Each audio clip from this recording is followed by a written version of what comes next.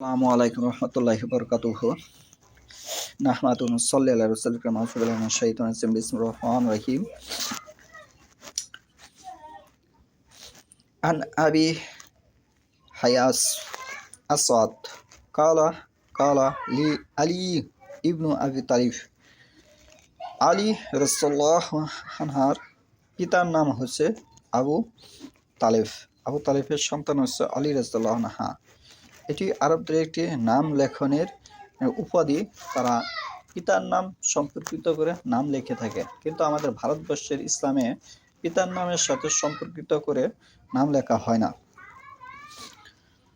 আল্লাহ আব আসুকা আলা মা বা আসাআনি আলাইহি রাসূলুল্লাহ সাল্লাল্লাহু আলাইহি ওয়াসাল্লাম আন হালা তা দাআ তিমসাআলান ইল্লা তামাসসাতাহু ওয়ালা কাবরান মুশরিফান ইল্লা সাওয়াইতাহু।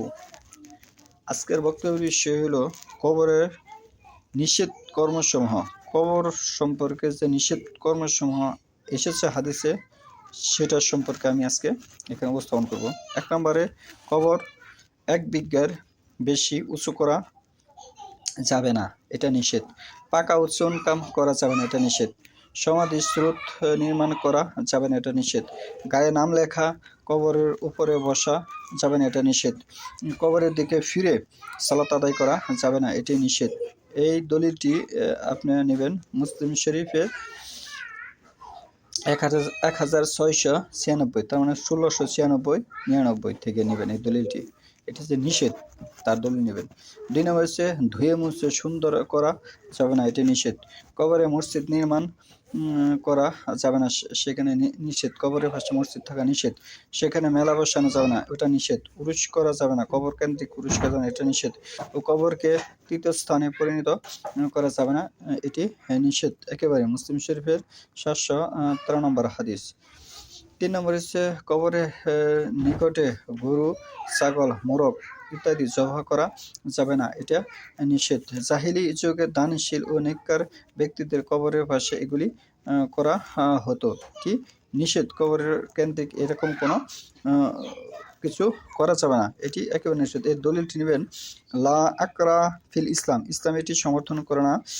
আবু দাউদ 3222, আবু দাউদের 3222 নম্বর হাদিস, এবং আহমাদের 13055 নম্বর হাদিস, সহিহ সিলসিলার 2436 নম্বর হাদিস।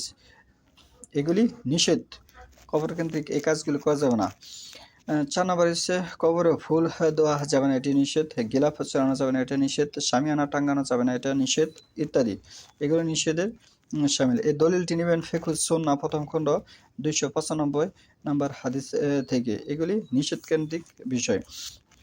রাসূলুল্লাহ সাল্লাল্লাহু আলাইহি ওয়াসাল্লাম বলেন, আল্লাহ আমাদেরকে ইট, পাথর ও মাটি ইত্যাদিকে কাপড় পরিধান করাতে নির্দেশ দেননি, এগুলি কি নিষেধ। দলিলটি নেবেন আপনার মুত্তাফাক আলাইহি 4494 পোশাক অধ্যায়। এগুলি নিষেধ, এগুলি পুষ্টভাবে কবর পূজার শামিল। রাসূলুল্লাহ সাল্লাল্লাহু আলাইহি ওয়াসাল্লাম হযরত আলী রাদিয়াল্লাহু আনহু নির্দেশ দিয়ে বলেছিলেন, কি বলেছিলেন, তুমি কোনো মূর্তিকে ছেড়ো না নিশ্চিহ্ন না করা পর্যন্ত, এবং কোনো উঁচু কবরকে ছেড়ো না মাটি সমান না করা পর্যন্ত। এগুলি নিষেধ, কবরের বিষয়গুলি নিষেধ দেখা এসেছে। দলিল হচ্ছে মুসলিম শরীফের 969 নম্বর দলিল, মুসলিম শরীফের 969 নম্বর দলিল। তাহলে এই কবর কেন্দ্রিক এই কাজ থেকে একজন মুসলমান বিরত থাকবে সম্পূর্ণভাবে, এইগুলি নিষেধাজ্ঞা এসেছে। তাহলে ভারতবর্ষের যে ইসলাম এবং হাদিসের যে ইসলাম, এটির সাথে কোনো সম্পর্ক নেই ইসলামের।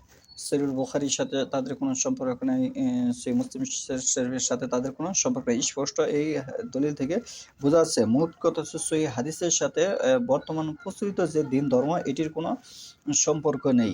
এখন এখানে কেউ হয়তো বলতে পারে যে আমার তো সার্টিফিকেট আছে, আমার তো ডিগ্রি আছে, আমি তো পড়াশোনা করেছি, আমি তো বুঝি। তাহলে সে যে বোঝে, মুসলিম শরীফ হাদিস আগে এসেছে না, সে ব্যক্তি আগে এসেছে। তার মানে মুসলিম শরীফ বুখারী শরীফ এগুলো হাদিস তার 1000 বছর আগে এসেছে। তাহলে 1000 বছর আগে বলে গেছে এক কথা আর সে বলতেছে আরেক কথা, সেটা তো ইসলাম হতে পারে না। আর সবচেয়ে বড় কথা, তারে যে সার্টিফিকেট দিয়েছে সে তো ইসলামী কোনো স্কলারশিপ দেয়নি, তাকে দিয়েছে ওরিয়েন্টালিস্টরা। তার মানে ইসলামী স্কলারশিপ দিলে তাকে সার্টিফিকেট দিতে হবে, মুসলিম শরীফের যে কথা তার কথার সাথে মিল থাকতে হবে, তাহলে সেটা ইসলাম হিসেবে গণ্য হবে। এই হচ্ছে আজকের সামাজিক ইসলাম এবং হাদিস কোরআনের ইসলাম। কোরআন হাদিসের সাথে যার কথা মিল না থাকবে সে ইসলামী কথা বলেনি, মোট কথা হচ্ছে এটি।